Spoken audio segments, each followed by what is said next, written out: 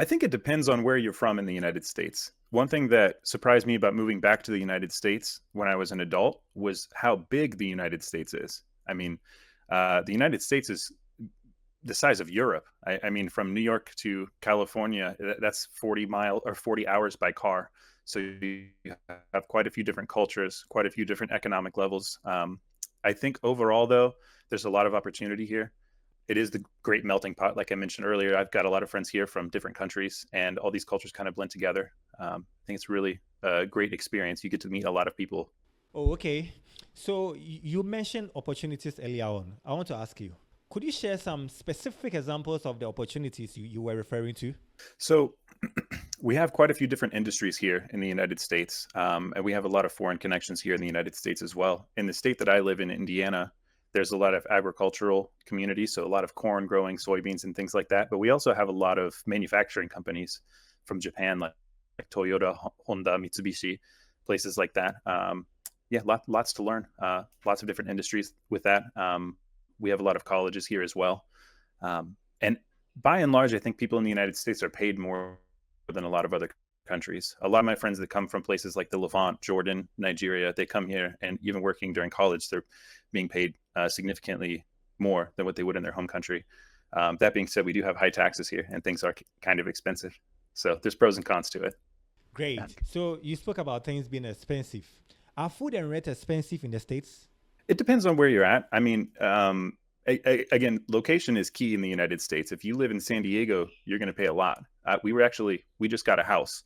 Our house is a 4 bedroom, two bathroom house, pretty good size. And this house right here in Indiana goes for about 165,000 US dollars. The same exact size house with the same exact size yard in San Diego would be closer to 800 to $900,000. So I think it really highly depends on where you are. Generally speaking, pay is increased when things are more expensive. So you do see higher pay in California and places like that. But overall, minimum wage is not very good here. It can be a bit of a struggle. Okay. But Americans, to be honest, Americans don't like to go without. So a lot of us are really bad at spending, and we want the extra. We want the fast internet. We want AC. We want all of the things like that that cost a lot of money. I see. So earlier in our conversation, you made mention that you have friends from Nigeria and other parts of the world living in America. What are some of the types of jobs that are relatively easy for foreigners and expats to find in America? Hmm. IT is probably the biggest one. IT and cybersecurity are big ones. My friend from Nigeria right now is studying cybersecurity in college. I have a friend from Namibia that works in IT as well. I think any tech companies are ones that are flourishing right now, especially with artificial intelligence. A lot of my friends from other countries come here and work in IT and cybersecurity. So anything computer related, really big industry here. And those jobs are also very often remote or part-time remote. So I have a friend here who's cybersecurity. I have a friend from Namibia that works in IT. I think those are pretty reachable for people, especially because language barriers or cultural barriers aren't really as much of an issue when you're working remotely on a tech project. Okay. So, Josh, talking about language and culture, what are some of the major challenges that foreigners or expats face whenever they come to America? What are some of the major challenges? Definitely cultural differences. In the United States, it's very common to say hi to people that you don't know just walking down the road.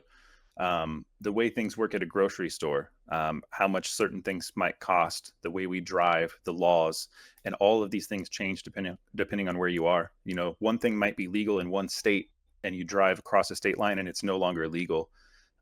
So I think for a lot of people, understanding how the government works and the laws work and the culture can be a bit. Culture in me is going to be vastly different than Indiana, and much different than Florida, much different than California. Oh, okay. Josh, is America safe for foreigners and expats? I think it depends on where you are in the United States. There's certain cities that have a reputation for being very dangerous, and inside those cities, there's hot spots of crime. In the United States, crime is very much in specific areas. So you can look at maps on the internet and see where the crime happens the most, and it's very concentrated here. So I've never worried about walking around at night in certain areas, but there are certain areas I would not walk around at night, but I probably just wouldn't have any business there anyways. So the south side of the city that I live on is one of those areas where I just wouldn't really spend too much time. But generally speaking, I think that it very heavily depends on where you are. I also live in a very country area where most people know everybody. It's pretty small, it's pretty small city, and we don't really have crime like that. But if I lived in Los Angeles, if I lived in Chicago, Detroit, Miami, other big cities, you just have to be aware of where you are, because crime here looks different and dangerous areas looks different in the United States than it does in other places. Some parts of the United States, you can kind of see that you're in a bad place based on the stores you see. When you see a lot of cash for gold, payday advances, a lot of Boost Mobile stores, a lot of liquor stores, a lot of really nice cars and not so nice houses, that can kind of give you some indication that it's not really a great area. But that might not look like a bad area depending on where you're from. When I first moved to Japan, there was a lot of alleyways and small spaces in between houses that to me thought it looked like it was bad, but there's no crime there. So I think it just takes a little bit of time to understand where the crime is. But I think overall, crime here is really not that bad. It really depends on where you are. Oh, okay. So it really depends on where you are.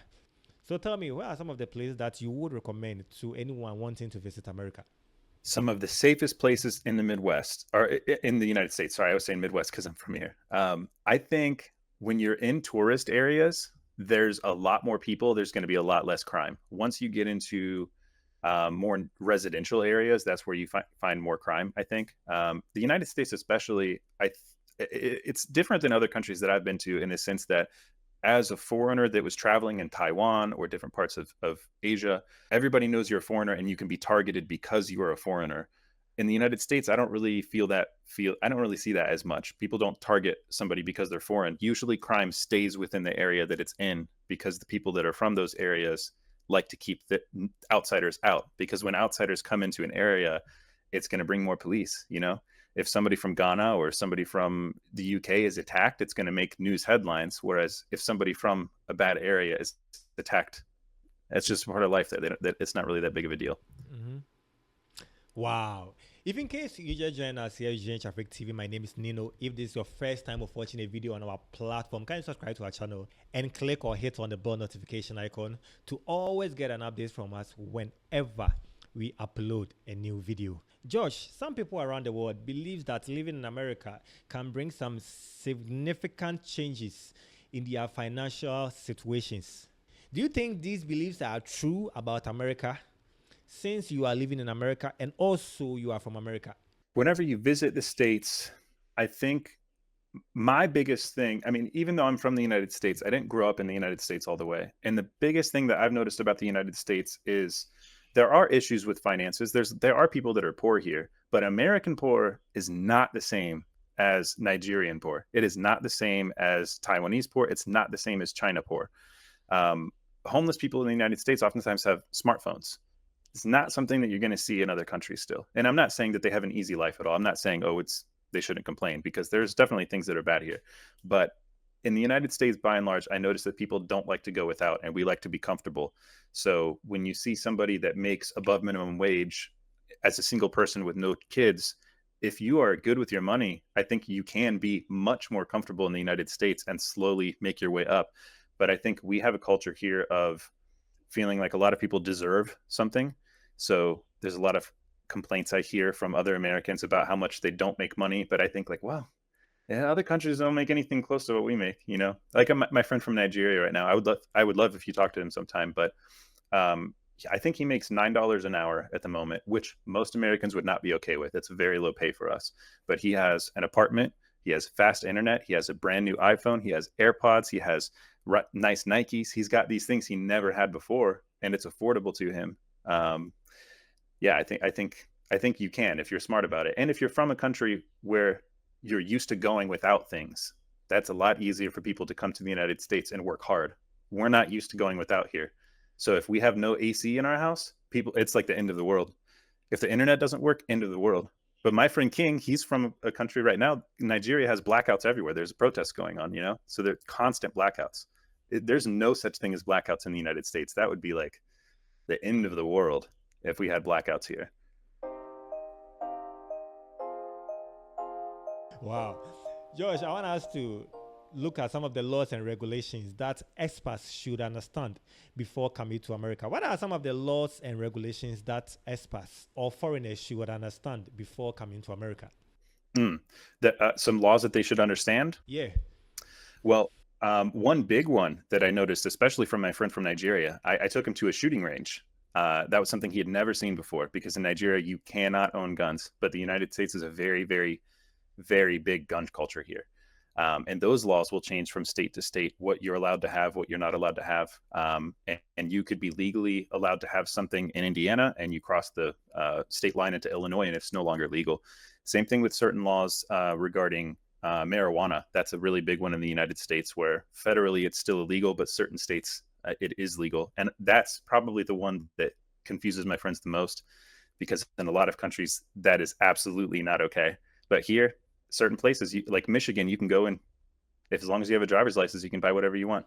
I see. Josh, any general advice, any general broad advice for anyone who wants to travel abroad, especially you are in America, so especially in America, any general advice? Absolutely. So, especially for somebody coming to study, getting an apartment in the United States is different than maybe where you're from. My friend from Nigeria, for example, he explained to me that when you go pay for an apartment, you pay for a whole year up front and you can just live in the apartment. Here we have something called, oh, what is it called? I already forgot what it is. It's basically credit score. That's what it is. It's called credit score. So this system of credit score tells banks and other companies how likely you are to pay your bills. And this credit score is very important. If you don't have a credit score, it's going to be very difficult to get an apartment. Here, the salaries are all paid usually biweekly or monthly. We don't see anybody that gets paid one time a year like some African countries do. At the beginning of the year, you get all of your stuff. That's not how it works here. You also have income tax that's taken out of paychecks here for somebody that's coming to move here. During the summer, I believe, if you're not enrolled in any classes as a student, you have to pay income taxes, even federally. Another big thing here is health insurance. It is very, very expensive to go to the hospital or see a doctor here without health insurance. I mean, I didn't have health insurance for many years. I hurt my elbow, got it dislocated. I went to the hospital. I was in and out in 30 minutes, and the bill was $3,000. So it's something that you absolutely need to make sure you have if you're going to stay long term. Temporarily, I don't think it's as much of an issue. That and also cars. We are a very car-driven society. Everybody drives here. The only people that walk would be somebody that would be in a city like San Francisco, New York, Chicago, certain places where you can walk easily to places or take public transportation. But we don't really have public transportation like that. We don't have trains that take us from one side of the country to the other. Everybody drives. I think you can come here on a budget and you can be very frugal with your money and not go out and spend a lot of money on food, but there's going to be certain things that will surprise people about how expensive they are, especially fast food. It used to be inexpensive, but today not so much. If I wanted to go to McDonald's in the United States and buy a meal just for myself, I could probably be spending close to 15 US dollars. I would say if someone was going to come here for 2 or 3 week trip, a few $1,000s would be a good amount to have. Hotels are also expensive depending on where you stay. Right. Hotels are also expensive depending on where you stay. Any shout outs to family, friends? You can also add up your social media handles to it. Absolutely. I would definitely like to give a shout out to my friend King from Nigeria. I'll be sending you his information soon. He's wanting to start social media. I think he would be fantastic, especially showing him trying different American things for the first time. And my social media pages are all the same. They're all Oyasumi Sushi. It's a Japanese word, and then sushi. OYASUMI SUSHI.